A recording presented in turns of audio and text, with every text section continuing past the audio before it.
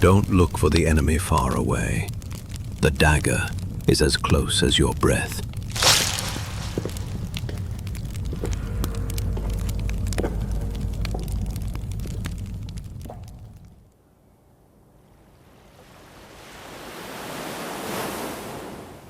The moment I received the marriage proposal should have been the happiest moment of my life. Daniel, my boyfriend, was down on one knee. In his hand was an incredibly beautiful velvet small box. With my friends' phone lights and excited chatter, I felt like I was in a dream. "Will you wake up with me for the rest of my life? Will you marry me, Emma?" he said. At that moment, I realized I was in the right place and feeling the most beautiful emotion of my life. I couldn't stop the tears from streaming down my face. "Yes," I said. "Of course, yes!" Screams and applause filled the air. Someone took my hands. Someone hugged me around the neck. Someone started taking pictures. Everyone looked at least as happy as I was. Or they were very good at pretending. When we got home, I put my ring on the table and stared at it for a long time. I was very happy, very peaceful. But there was also a strange uneasiness inside me. There was no reason for it, because there was nothing wrong. Or so I thought. When I woke up, I saw that I had a bunch of messages on my phone. Unbelievable. It made you feel like a princess. "You're so lucky." All these messages made me very happy. But there was something strange. Some of the messages were overly concerned, while others were very distant. Sophie, my closest friend, sent me this message. I wasn't expecting it. I was so surprised, wow. I was stunned. I couldn't believe the message my closest friend had sent me. Rachel hadn't asked a single question. Lauren had just left an emoji under the photo. Mia hadn't even looked at my story. Although I don't have much to do with social media, it was impossible for me not to notice this. But that day, I began to realize the situation. 10 days later, we organized a night with only our loved ones for our engagement celebration. I had no idea I would see people's true faces that night. As soon as Sophie came over, she wanted to look at my ring. She asked, "Is this stone real?" I said yes. "What a generous boyfriend you have," she said. Of course, she was smiling as she said this, but it was a fake smile. Lauren kept asking Daniel questions. How much he earned, what he did for a living, how busy he was. She acted as if I wasn't even there. Mia, on the other hand, constantly found something to criticize. The organization, the atmosphere, the food, and even the style of the ring. She kept saying, "If I were you, I would do this. If I were you, I would do that." No one asked me how I was or how I felt. They acted as if they had found a treasure. When we got home, Daniel had gone to take a shower. I was checking my messages on my phone. Sophie had accidentally sent me the message she was going to send to Lauren. Is it just me who finds it strange that they got married so quickly? She even chose a huge ring, as if she were in a competition. I stared at the screen for a long time. I didn't know how to feel. It wasn't resentment, but I couldn't quite figure out what it was. I didn't get angry, I didn't yell. I didn't ask anyone for an explanation. I had seen how far their masks could fall. At that moment, a new page had opened for me. Sophie was making snide remarks about my engagement in every sentence. Emma was always someone who made decisions very quickly.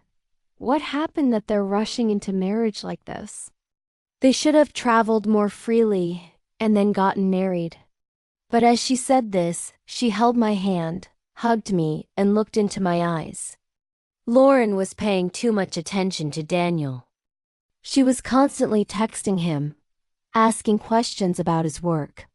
What's more, she was now texting him directly without texting me first. I thought this was starting to cross the line into unacceptable behavior. A few days later, Daniel left his phone on the coffee table and went to the bathroom, leaving the screen on. My eyes wandered, and I was truly stunned by the message I saw. A message had come in. From Lauren. I think Emma doesn't appreciate you enough sometimes. You don't deserve this. I think you deserve much better. If I were her, I would treat you differently. My heart didn't sink. I froze, but I saw the truth. I woke up. I had a friend talking behind my back. Mia. The only person who told me this without realizing it was Rachel. Mia said something weird about you, she said. All I could say was, like what? She said you chose Daniele for security and comfort. I smiled. What else could I do? I understand, I said. But something inside me had snapped. I had changed. It didn't hurt me anymore. I had started taking little notes to myself. I had a folder on my phone that no one knew about, true faces. Things said behind my back, hidden feelings. Sophie's words, Lauren's messages, Mia's comments, with the dates, with the times, moment by moment. I recorded everything like a detective. My reason for keeping these records wasn't to set anyone up. It was to make sure everyone saw their own face. Days later, I decided to tell them a lie. Just a tiny little lie. I was testing them. I told my group of friends that Daniel and his family were making a huge investment for the wedding. From the moment I said that, everything changed. Sophie started calling multiple times. Lauren became more intimate. Mia wanted to get involved in the wedding planning. And they all asked the same thing. Where will the wedding be? How many people will attend? Who will come? Where is the honeymoon? What brand of wedding dress are you thinking of? But none of them asked, are you happy? My closest friends didn't even ask how I was doing. It was so easy for me to deceive them. All I had to do was tell them what they wanted to hear. I understood very well how to do that. I wasn't stupid. I was just silent. And silence, sometimes, was the most dangerous thing. One evening, I wanted to tell Daniel everything. But I changed my mind, because this wasn't just my story. This was my test, and I intended to pass this test. I decided to take the first step, a separate plan for each of them. And all of them, according to their own characters.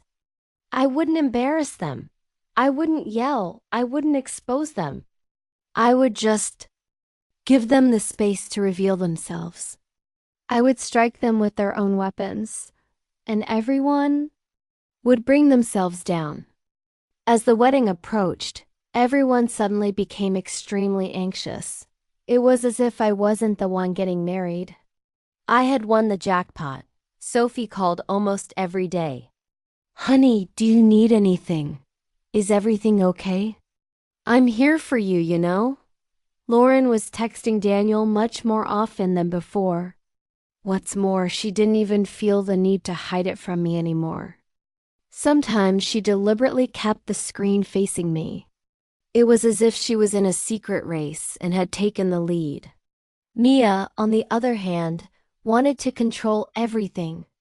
The venue, the guest list, the music. Who would sit where? Who would sit next to whom? And me. I just smiled at them all. Because I had a plan. Before the wedding, I organized a small celebration. Just with my closest friends. A so-called bachelorette party. But actually, I was the one saying goodbye to them. That night, while everyone was sipping their drinks, I picked up my phone. I want to show you something, I said. They all turned to me.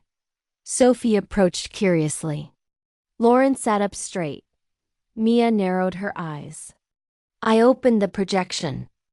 The first screen showed the message Sophie had accidentally sent me. Isn't it weird that they got married so quickly? Look at the ring. It's like they entered a wealth contest. Sophie's face immediately fell. That was a private conversation, she said. I smiled. Yes, but it was about me. Then Lauren's messages to Daniel appeared.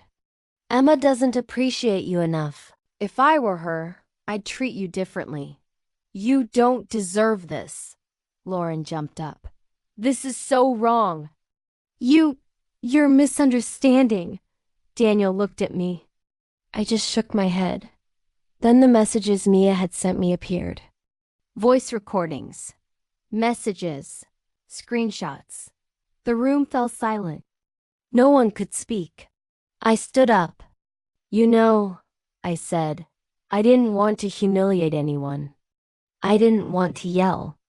I didn't want to fight. I looked at each of them. I just wanted to see your true faces. Sophie started crying. Lauren rushed toward the door. Mia couldn't say a word, but I wasn't finished yet. Now we come to my favorite part, I said. I handed my phone to Daniel. He already knew everything I couldn't tell you. Daniel stood up. Emma shared everything with me from the very beginning, he said. And I was watching you. At that moment, they all froze. Was this a trap? Sophie asked. I smiled. No, it was a mirror. That night, no one said goodbye to me, but for the first time, I truly felt light. When the wedding day came, I didn't invite any of them. Instead, I had my real friends. Rachel was there, my family was there, and Daniel was by my side.